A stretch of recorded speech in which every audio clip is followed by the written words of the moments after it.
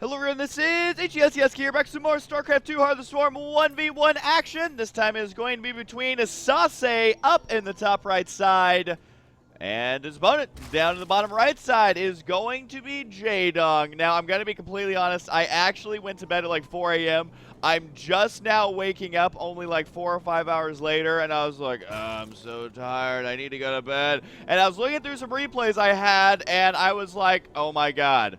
Jaedong, oh my god, SaSe, well, I am awake now, but if I sound tired, it's because I am, alright? We are allowed to be a little bit tired every now and then. Tell me right now, are you tired watching this? Are you tired as you watch this? Probably not.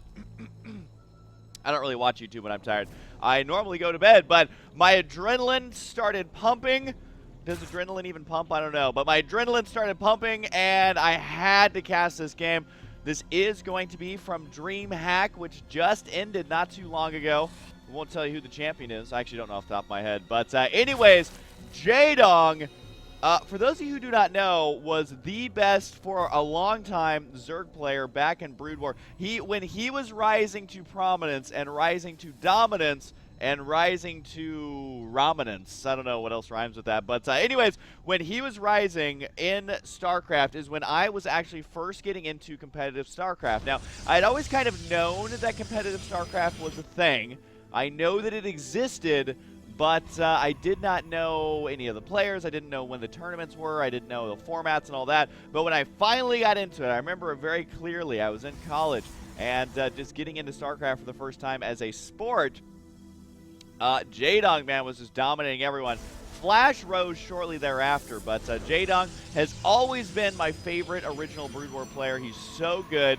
Even though I'm not a Zerg player, just watching him play was so awesome. The thing I love most about Jaedong, I feel like an old man reminiscing, back in my day when I used to watch Lee Jaedong play, you see? Anyways, when I would watch Jaedong, the thing I loved about him, and I haven't been able to see him recreate it in StarCraft 2 as much, but Jaedong loves being aggressive. Now, it's kind of actually weird to say that. By the way, this isn't a Forge Fast Expand. This is a Gateway Cybercore, which is something that Protoss players have been doing more recently.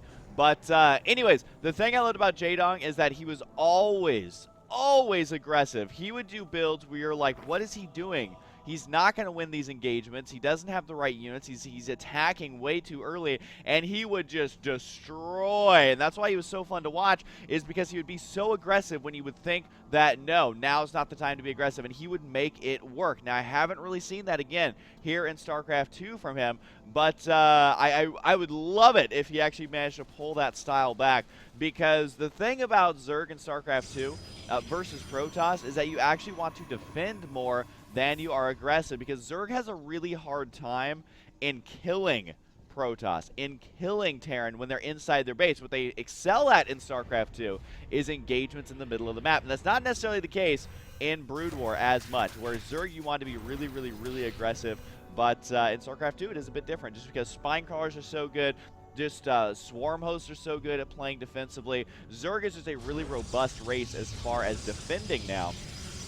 So times have changed. Now we do have a Mothership Core out for SaSe, and like I was saying right now, Jaedong being a little bit aggressive with those Zerglings, scouting up there, trying to spot a probe to kill. I think he also wanted to spot, is there an expansion? Well, now he knows that there is. Those Lings able to spot that. SaSe does finish off his wall in, and I gotta say the build that SaSe is going is kind of a bit of an old school one, where you go for one gateway, then you get your Cyber Core, you're going to be going for Warp Gate, then you throw down your expansion, and on the back of that, you throw down 3 Warp Gates somewhere in your base. Now, on this map, which is Whirlwind, it kind of reminds me of Tal'Darim Altar a little bit, but this map is Whirlwind. What SaSe is doing here is saying, all right, well, this ramp down here is way too large to wall in, so I'm just going to go ahead and throw down 3 gateways and a pylon, reveal the build I'm going, but I will actually be able to wall it in. So that's definitely something that's interesting, and right now you can see that Jaedong is going to try and be aggressive right now. He's going to try and run up the ramp. Now, SaSe should be able to spot this in time. Force field, force field, force field.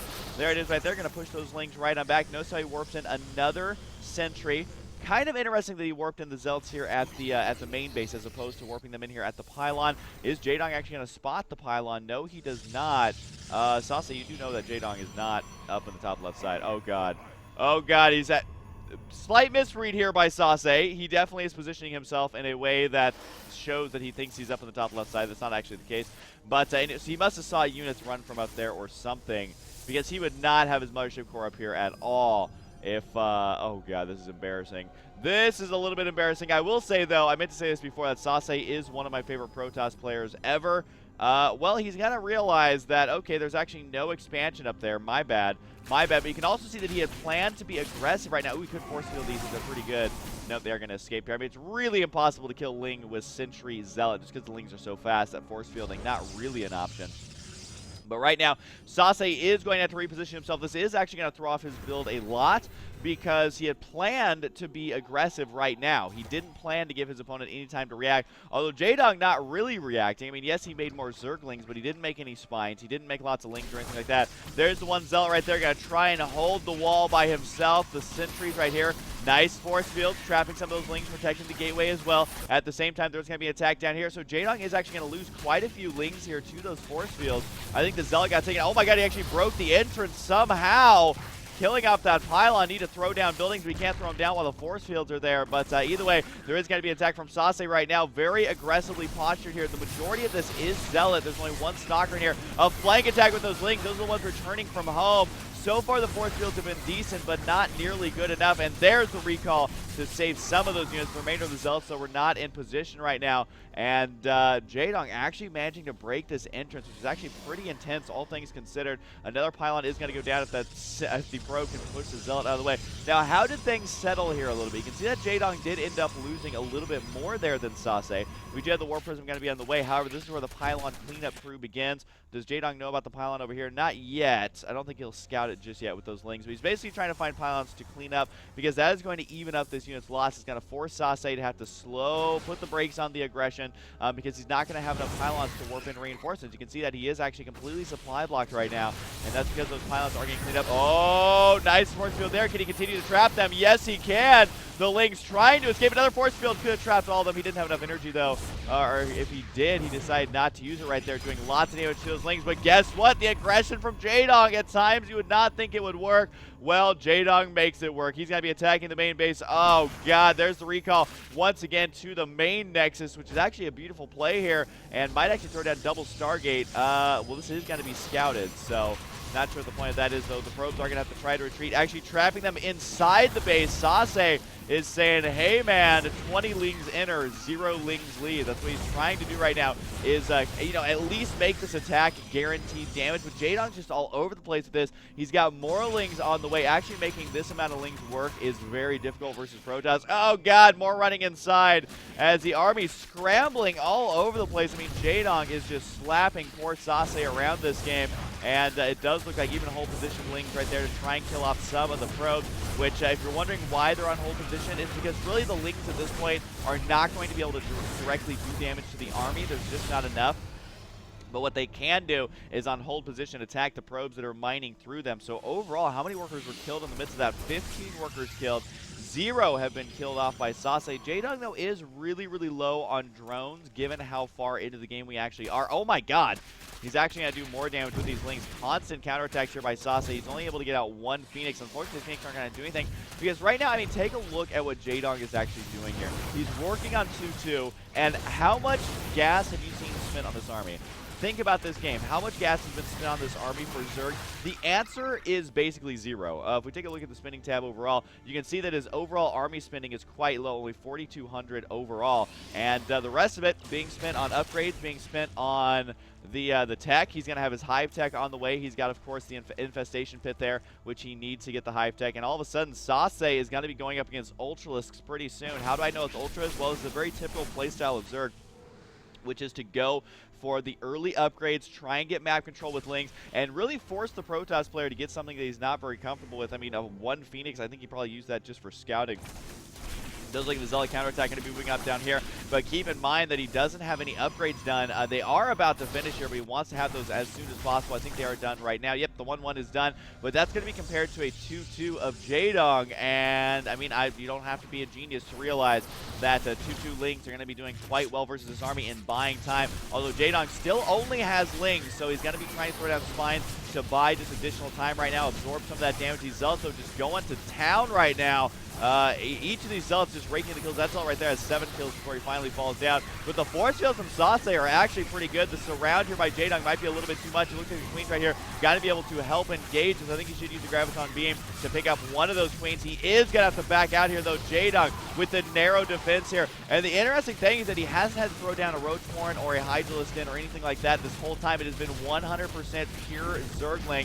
And if you're wondering, well, why are these Zerglings being so efficient at killing off everything that Protoss has? Well, keep in mind that number 1, he has the upgrade advantage. Number 2, he's been able to whittle down SaSe's economy. And number 3, he's been able to force SaSe away from things like Colossus, away from things like Archons, until about the 15-minute mark. You can see the first Colossus just now going to be out. But the problem is once those Colossus are out, there's already Ultralisks. So this is a matchup where it's very difficult that if once you get behind, it is almost impossible to get ahead based on what the tech switches are that you're doing. And that goes for both races. These Zealots right here did not stand a chance. They're going to get taken out right there. But anyways, the fact of the matter is that SaSe, in this matchup, if you are not ahead as Protoss, then it is almost impossible to get ahead. And that's the same thing for Zerg. If you allow the Protoss to always be one tech switch ahead of you, then it's nearly impossible to catch back up. But SaSe going to be going for the Colossus. The problem is, though, is that Immortals are just moments away. The Hive tech about to finish. And, you know, getting the Ultras at around the 15, 16-minute mark is very impressive,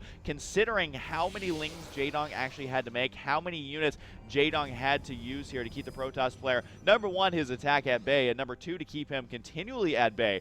Keep him at Michael Bay, heyo, with lots of explosions inside the main base with those Lings. That's why they're delayed. You can get Ultras a little bit earlier than this, but Jaedong would have been a fool to go for it that early, I feel like, and he is going to be going for the Adrenal Glands upgrade here. Makes those Zerglings attack 20% faster. We don't actually see that upgrade as much as we used to in Brood War. I mean, really, that upgrade was just a staple in the Zerg army back in Brood War. It's not nearly as effective in Starcraft 2, but I think that's why we're seeing Jaedong get it here. And look at this, even delaying the Colossus here with the Overseer. That's something we almost never see. For those of you who do not know, since we never see that ability, Contaminate basically stops a production building or an upgrade building for the duration of the spell. And you can see that, not the Ultra, but the Colossus right there is not actually building.